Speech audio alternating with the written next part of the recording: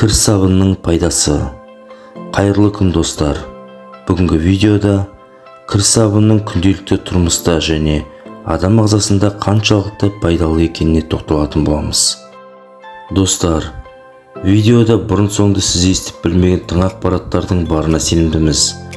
Сондықтан видеоны соңына дейін көріп, каналға тіркеліп, лайк пен қоңыраушаны баса кетуді ұмытпаңыздар. Қазіргі таңда біз кір сабынды киім жуғанда көмекші құралы ретінде пайдаланатын болдық. Бірақ оның адам денсаулығына тигізер пайдасы да мол. Мәселен, адамның қолына тікен немесе ағаштың жаңқасы кіріп кеткен жағдайда, оны инемен тескілеп жанымызда ауыртамыз. Осындайда кір сабынды жылы суға езіп, дәкеге қалыңдау өтіп жағып, тікен кірген жерге таңып қойсаңыз, 1 сағаттың ішінде тікен өзінен өзі сыртқа шығады. Егер шашыңыз қалың әрі ұзын болғанын қаласаңыз, онда мамандар шашыңызды кір сабынмен жууға кеңес береді. Сусағынды пайдаланып болған соң, артынша басты кір сабынмен жуу қажет.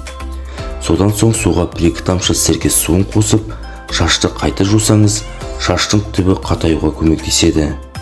Оған қоса таза ауруына шалдыққанда, дәрігерлер кір сабынмен жуынуға кеңес береді. Бетті аптасына 2 рет кір сабынмен жуу керек. Ол беттің тері қабатына терең сіңіп, бетті майланудан сақтайды. Кір сабынмен жуынғаннан кейін артынан балаларға арналған крем жағуды ұмытпаңыз.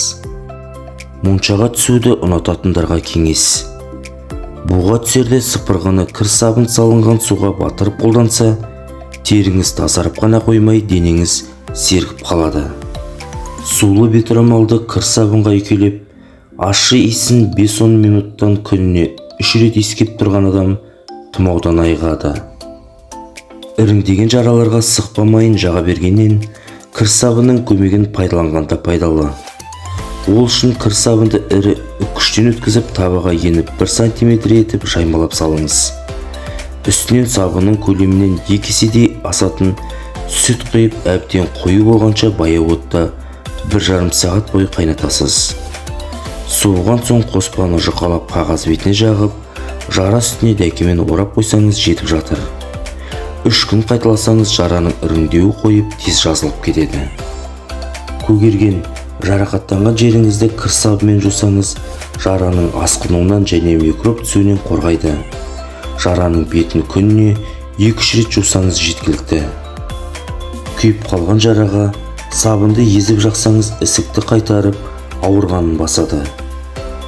Дәрі-дәрмектен, улы заттардан абайсызда уланғанда, немесе сәбилер металл заттарды жұтып қойғанда, аздап сабын суын ішкізіп, ауруханаға жеткізуден бұрын шұғыл алдын алу шарасын жүргізуге болады. Оны қолдануда көңіл бөлетін тұстар, әсте көп мөлшерде ішкізіп жіберуге болмайды. Таза сабынды жұқа жапырақтап турап, қайнаған жылы суға ертеді. Сосын ересек адамға 300-500 мл, ал балаларға 100-200 мл ішкізсеңіз, улы зат құсықпен бірге шығады. Және металл заттардың асқазанда зақымдауынан сақтана тұруға болады. Ит тісте болған жағдайда, қан тоқтағаннан кейін жараға сабын ерітіндісінен алынған дәкені басыңыз. Құлап қалған жағдайда, дереу кір сабынды жағыңыз. Ол көгеруден сақтайды. Ер адам қырынғаннан кейін тері тітіркенсе кір сабымен сабындап қоюға болады. Көпіршік кебуін күтіп, кепкеннен кейін сумен шайыңыз. Достар, бүгінгі видеода кір сабынның күнделікті тұрмыста және адам ағзасына қаншалықты пайдалы екеніне тоқталдық. Және қазақша арнаның дамуына өз үлестеріңізді қосып кеткілеріңіз келсе, каналға тіркеліп, лайк пен қоңыраушаны баса кетіңіздер. Сонымен бірге, осы видеоны өзіңізде бар барша әлеуметтік желілерге таратып жүруді өтінеміз. Қазақша арнаның дамуына өз үлестеріңізді қосып кетіңіздер.